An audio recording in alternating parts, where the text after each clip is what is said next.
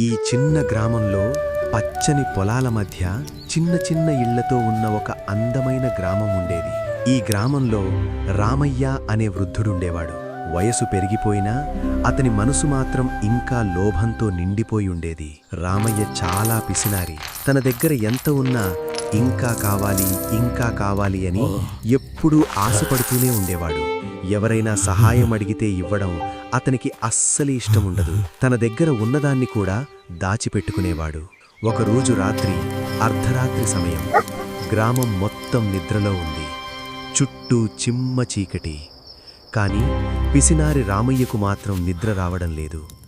ఏదో ఆలోచనతో కిటికీ బయట చూస్తూ ఉన్నాడు. తన ఇంటి పెరట్లో ఎవరికీ తెలియకుండా భయంగా చుట్టూ చూస్తూ గొయ్యి తవ్వడం మొదలుపెట్టాడు. అతను తవ్వుతుండగా అతని పక్కనే ఉన్న కుండ నుంచి వింతగా మాయా వెలుగు బయటకు రావడం మొదలైంది. కొన్ని రోజుల క్రితం రామయ్యకు ఈ కుండ యాదృచ్ఛికంగా దొరికింది. అది సాధారణ కుండ కాదు. ఆ కుండలో ఏది వేసినా అది రెట్టింపవుతుంది. అది ఒక మాయా కుండ. అద్భుతమైన శక్తి ఉంది. కాని ఆ కుండకు ఒక చిన్న షరతు ఉంది. మనసు స్వచ్ఛంగా ఉన్నవారికే ఆ కుండ పనిచేస్తుంది. మరుసటి ఉదయం రామయ్య ఆ కుండను పట్టుకుని ఆశగా చూస్తూ కూర్చున్నాడు. ఇంకా సంపద వస్తుందని అనుకున్నాడు. అప్పుడే పక్కింటి పేదవాడు ఆకలితో వణుకుతూ వచ్చి, అయ్యా, గుప్పెడు బియ్యమిస్తారా అని వేడుకున్నాడు. కాని స్వార్థపు రామయ్యకు జాలి రాలేదు. పోపో, నా దగ్గర ఏమీ లేదు అని తలుపు మూసేశాడు. ఆ రాత్రి రామయ్య మనసులో అత్యాశ పెరిగింది. నా దగ్గర ఉన్న బంగారమన్నీ వేస్తే నేను ధనవంతుడవుతా అనుకున్నాడు. అతను తలుపులు మూసుకుని దాచుకున్న బంగారమన్నీ తీసుకొచ్చాడు. ఇవి అన్నీ కుండలో వేస్తే రేపటికి కుబేరుడినవుతా అనుకున్నాడు.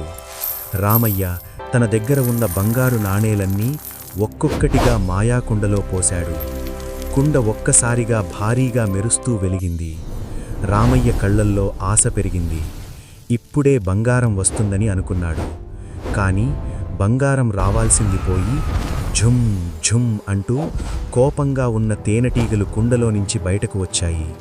అయ్యో అయ్యో అంటూ రామయ్య ఇల్లంతా పరుగులు తీశాడు. తేనెటీగలు అతని వెనకాల గుంపుగా వెంబడించాయి. తేనెటీగలు అతని మీద పడిపోయాయి. ముఖం మీద, తల మీద, చేతుల మీద అన్ని చోట్లా కుట్టేశాయి. కొద్దిసేపటికి రామయ్య ముఖం మొత్తం వాసిపోయింది. ఎర్రగా బెలూన్లా మారిపోయి బాధతో కూర్చుని ఏడవడం మొదలుపెట్టాడు. అప్పుడు రామయ్యకు తన తప్పు అర్థమైంది. లోభం వల్లే తనకు ఈ కష్టం వచ్చిందని పశ్చాత్తాపపడ్డాడు.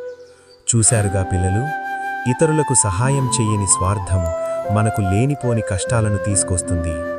అందుకే పెద్దలు ఏమన్నారు అంటే, అతి సర్వత్ర వర్జయేత్. అత్యాశ ఎప్పటికీ దుఃఖానికే కారణం.